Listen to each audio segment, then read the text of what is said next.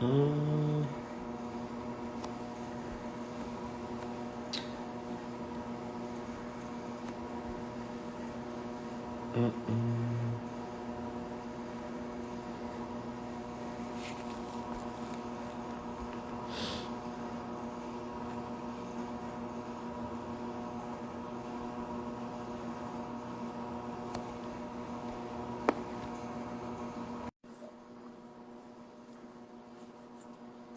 Hi everybody, we're gonna go. I'm going live with Jonas. There he is. Hello, Hey I'm Jonas, how here. are you?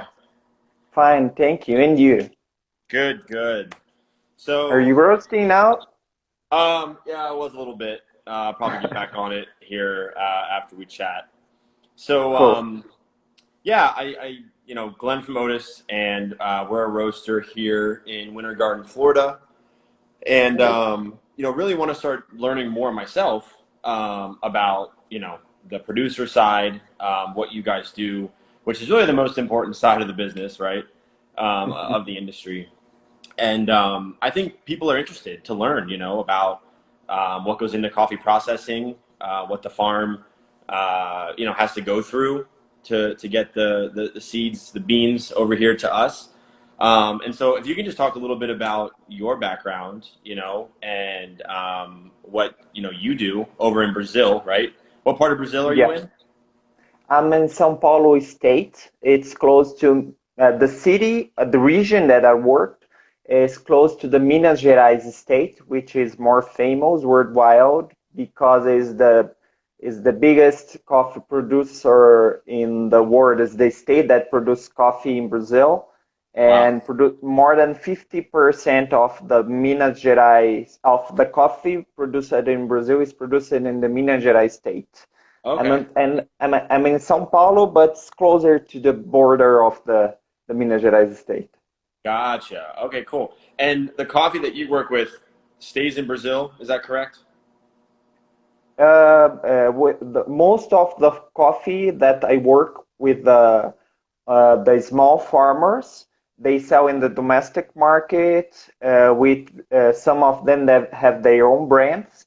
But I advise some farms which are medium sized, and these ones ship the coffee worldwide.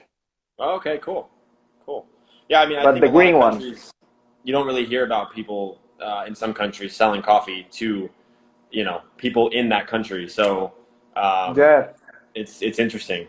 Yeah, So Brazil have a very interesting domestic market that gives some more opportunities to the farmers, which is not the same, I know, in countries like Colombia or right, Indonesia or even Vietnam. They don't have a very strong domestic market as we have in Brazil, as many of the coffee enthusiasts know that Brazil is the second biggest customer of coffee. After United States in volume, Brazil is the second place. So we have a very, very good domestic market, and farmers are starting to understand and find ways to explore and earn some money with this new market. interesting. See, that's why we do this because I learn something new every day. I didn't know that Brazil had that big of a domestic market, so that's really cool. Yeah, it's today is about I think the last statistics is 3 million bags are consumed in Brazil. Wow, that's a lot. You know what the number is for the United States? I don't know for sure. I just forget. Yeah, no, I know it's probably a lot. So I think it'd be fun if you talked a little bit about what you do. I know you mentioned I see on your profile you're a roaster, you're a producer, you're a coffee processor. So tell us a little bit about yourself and what you do. Yeah, my family is the fourth generation in the coffee field. My great great great parent came to Italy and started to work in the coffee fields in about 1896, and then all the generations until reach me, it's linked to the coffee.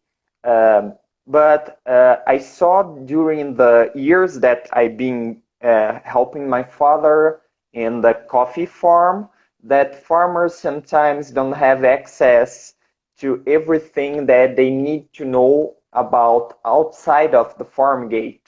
So farmers sometimes focus so much in coffee production, but don't have enough knowledge and time to understand better what is outside the coffee farm. So roasting, cupping, the baristas competition, the skills, what the coffee shops really want in their blends, what roasters like to buy. So I start to see that is a problem between the uh, outside of the farm gate and inside of the farm. So after I get my degree in agronomy, I start to study the science of the coffee before the green coffee, after the green coffee. So how we should roast the coffee, what kind of characteristics is it's good for a green bean, and what's a good characteristic for an espresso machine, what kind of roast technique I could use for roasting, and different brew methods, how it works. Then I start to study the cupping using the SCA protocols to understand better what kind of quality the coffee from my region have, and to give that information to the farmers that I assist in the field, because I work like integrating all the chain to give the best opportunities to the coffee farm, to the coffee farmer that I work with. So I teach them to how to roast, how to cut the coffee, so then they could separate the what is a specialty, what is traditional, what is not so good, but still have a market for that. Sure. Then after that, I help them, usually the small ones, um, to verticalize all the chain. So they grow the coffee, separate the best ones, and roast and do the packaging and everything. So the customer could buy a coffee which is all made inside the farm. So have all the characteristics that the farmer give to the coffee, like the wine industry do for a long time. When we Sure. buy a bottle of wine for some kind of winery, the vineyards and everything is linked and put together.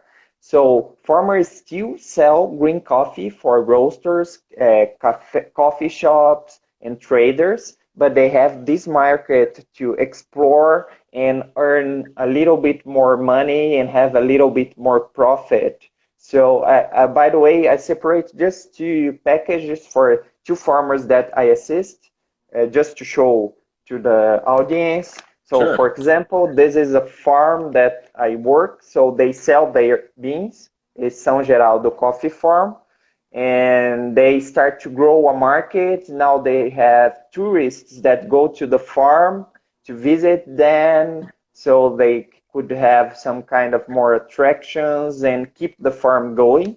And this is another one that I work too.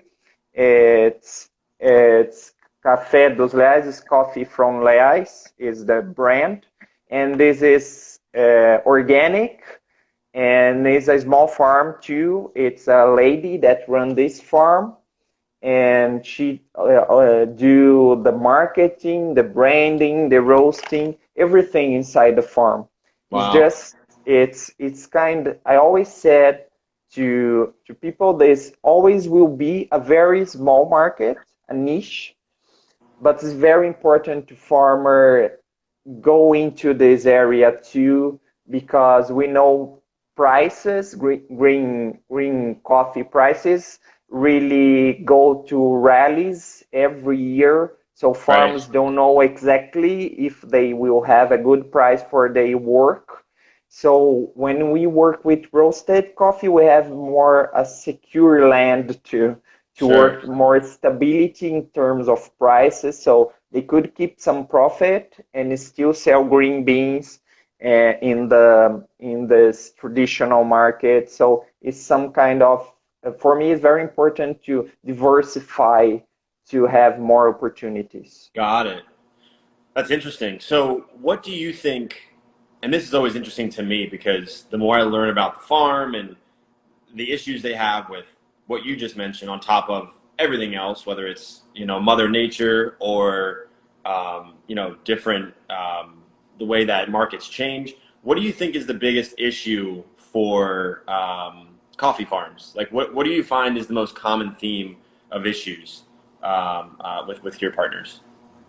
Oh, the international market is something that is really, really complicated for the farmer, even for technicians. Like I really love to study coffee. I have a I understand well English, and I still do not understand well how the international market works. For me, it's not kind of fair to be so complicated and so difficult to understand for the farmer a market that he will sell their coffee. It's very complicated how the short action futures work, how the trade Yeah, relations inside the ECE New York works. So it's very confused even for people that are really into the coffee chain, and farmers don't have any idea how this work. They just believe in the prices and sell the coffee how the prices are going up or down, and they have no control about that. right, Okay, this is for me the first two. It's not about control the market because it's really dangerous too, but make the stuff more clear and more fair for both parts. So we have to understand better the international market and understand the relation about speculators and real coffee which is physics, which is not just papers. right. So make the thing more clear. It's better for everyone to make the market fair. The second thing is climate. We are struggling with a lot of climate change everywhere in the world. In Brazil, is not different. I just wrote an article last year about this issue that we had in the last season. The coffee which we will harvest now in May probably were affected for a terrible drought that we had between September and December in Brazil, which uh, which affected many farmers in Brazil, which some lost 80% of their production, Wow. which we will harvest now in May. Some lost at least 20% because of this drought in a very serious time for the coffee tree. The coffee tree have a specific weather, temperature, rain in certain phases of their life circle. So if something is missing or unbalanced, the coffee starts to suffer, have more stress, which means less yield, which is not good for the farmer Sure. because he rely in the coffee production to make money for their family. So the climate change is affecting very serious all the countries around the world. They're unpredictable. We don't know if we have a long-term rain in the dry season or a drought during the rain season, and the Right. plant do not deal well with that. The evolution is not so fast as the climate is changing. So farmers start to be worried if they will have enough of climate conditions to grow coffee in some regions, and regions that used to be coffee growing regions in Brazil and even in other countries they are not more growing coffee because the conditions are so harsh now that it's almost impossible to have good yields and grow coffee with quality. Right, right. Yeah, and I think going back to your first point on like the farmers don't even know if they're going to be able to sell their products and for what price. And I think Lucia Solis, I follow her. She has a Mm-hmm. podcast and she kind of talks about it. Like, can you imagine if, I'm sorry, and going back to quality, some of the farms don't even have a chance to taste the coffee before it's Mm-hmm. sold. So she made a really interesting comparison. Like, can you imagine a brewery or a winery not ever being able to taste their product before it's released? I mean, it just sounds crazy. And Exactly. unfortunately, this is very common, especially for farms that, break even on their product to invest in a roaster, to invest in, a team to be able to cup it and taste it and then adjust. It's kind of crazy to me. Yeah, Um, it's for a normal business, like you are running a business, it's like you put all the efforts and money inside your roster and structure and rent. And when you finish, you can tell how much will cost your roasted pack of coffee. Someone say, okay, you could sell just for $10 a package. It's almost the same. Farmers do a lot of investment in the farm, which costs a lot of money to grow coffee, and they don't know if they have a proper price in the future when they will harvest the beans, because it's more complicated when we think about perennial crops like coffee, orange, or avocados, for example. The farmers plant the tree and have to wait about 3 and 4 years to harvest the first season, and he don't know if all the efforts that he do during this 3 or 4 years will worth it. It's for me it's really crazy. that's wild. I've always said to some of my friends that are related to the coffee chain, grow coffee in farm is kind of love between farmer and land. I saw this this this love between farmers and land in all the farmers that I work. Farmers really love their jobs. It's just why they are keeping growing coffee in these harsh conditions, because some farms worth some money, and so the farmer could sell the land and do other thing that's more stable. Right. But he really loves to work in the field. He really desires to stay in the field. If just the conditions are impossible to sustain, he will left their land, their job, their coffee field. This is very impressive. This love between the farmers and the land. Yeah. And I think going back to climate, I mean, the one farm that we work with in Guatemala, they were the ones who got hit by, was it two or three back-to-back hurricanes? Hmm. Whether that's climate, climate changes or whatever you think it is. I mean, that's crazy to not have any Hmm. idea of, anything that I guess grows from the land with climate changing. It's super scary.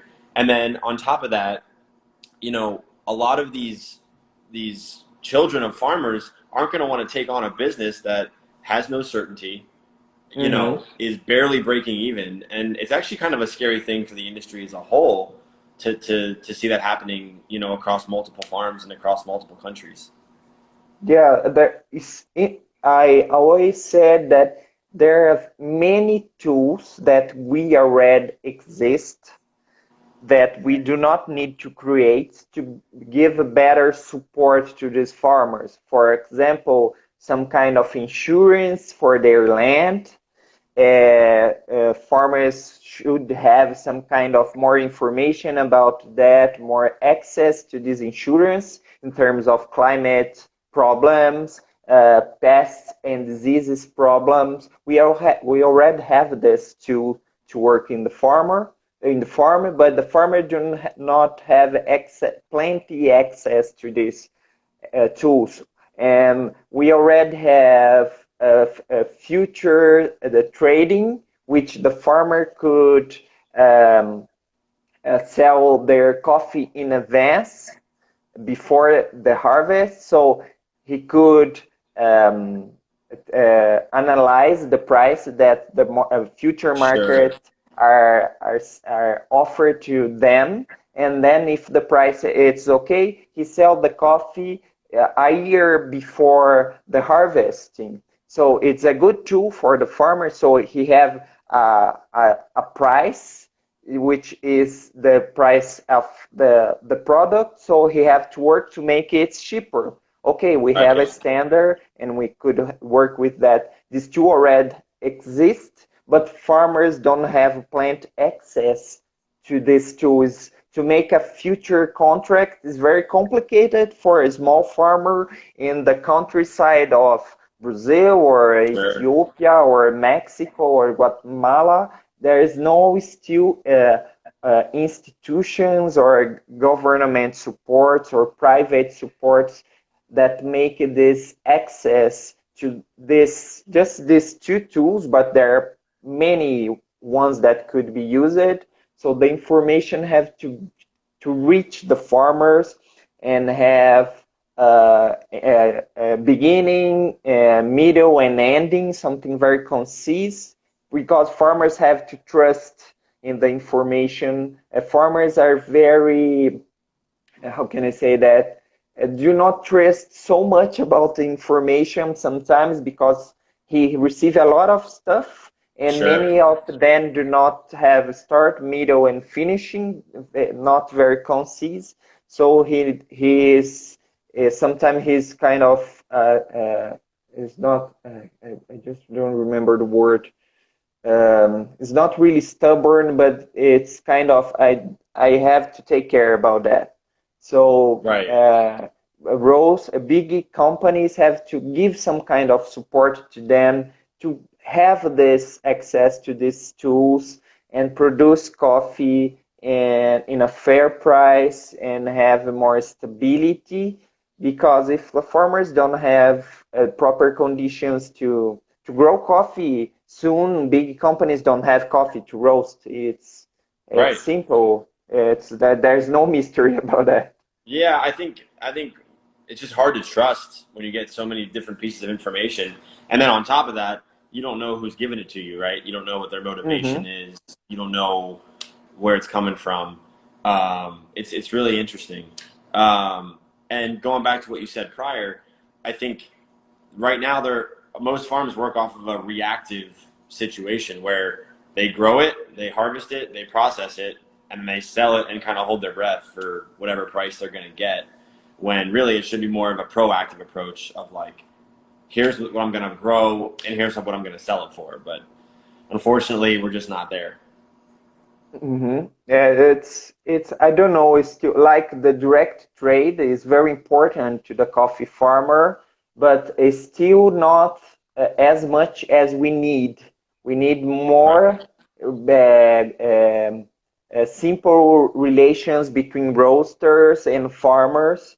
But in terms of Brazil, there's a lot of bureaucracy between that and small farmers do not have access to these direct trade opportunities. Most of the farmers here, which are small, do not never exported a single bean to any country because it's really complicated the bureaucracy for coffee, green coffee exportation.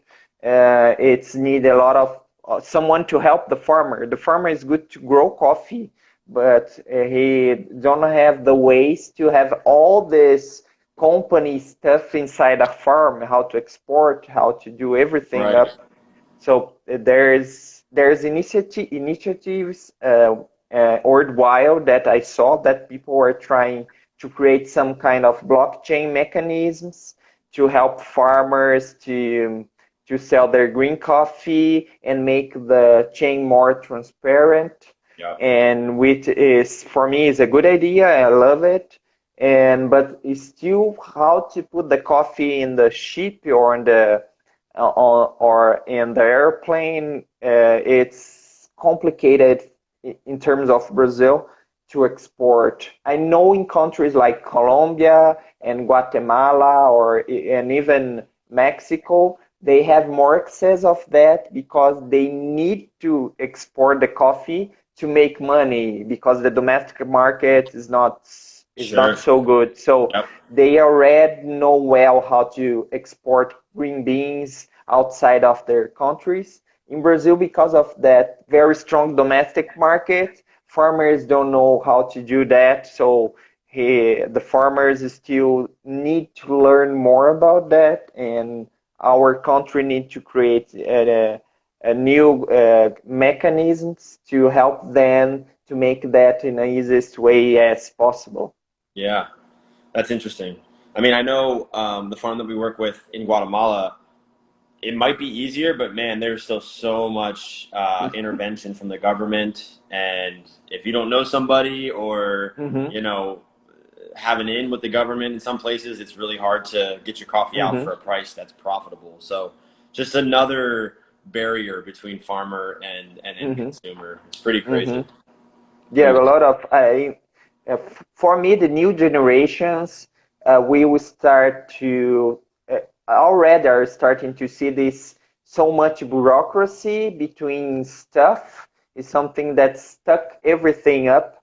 So they are creating using technology to make this thing very faster and easier. We don't need a lot of papers to do something that we could do in a very new way using just the internet and not need to a lot of bureaus that are working, and you have to put the paper in this side, do the paperwork in the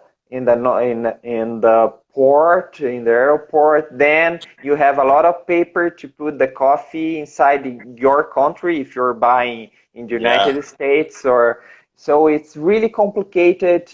With a thing, it's very easy, could be very easy and very simple. We are not talking about toxic waste. We're talking about green beans Yeah. that is a raw material that will be roasted. And so it's, I think, should be another way to make the things easier to the farmer, to the roaster, and everything that in the middle involved, sometimes some kind of trader that help this process to make the things more easier and have this flow more simple. Right, right. And I think it really starts even from the end consumer too, right? I mean, our mission, with Otis is to really share more information like this, just like we talked about today, because I don't think people realize it. I don't think there's a lot of Hmm. knowledge, just because I know it or have an idea Hmm. of the issues doesn't mean that someone that, buys our coffee does. So I think it's important just from the end consumer all the way up the chain to the farmer. Hmm. And I think, these chats really help kind of bridge the gap for some people. Yeah, it's for me. It's the I always said that the ones that guides the market is the customer. No matter if you roast 9.2 coffee score, if no one wants to drink it, no matter the quality it's have or the unique in the flavor or the complexity, if people don't drink, don't worth it. Yep. So customers is very important. We have to understand the coffee chains. It's a huge chain. There is a lot of people that love coffee in the world, which is perfect. So the market, the customer are growing every year. We have more people interested in coffee and drinking coffee. About 1.2 to 2% of growing every year in terms of coffee production and coffee uh, cost drinking. And so it's interesting. So the market's growing. So we need to educate these drinkers to understand what is beyond the coffee cup. For in sure. a simple way, which is really hard because there's a lot of information we want to give to the customers since the farm, the location, the roasting process, the brewing method, the characteristics of the beans, the complexity is a lot of formation, but most of the customers are not interested in a lot of information. It's too Right. much.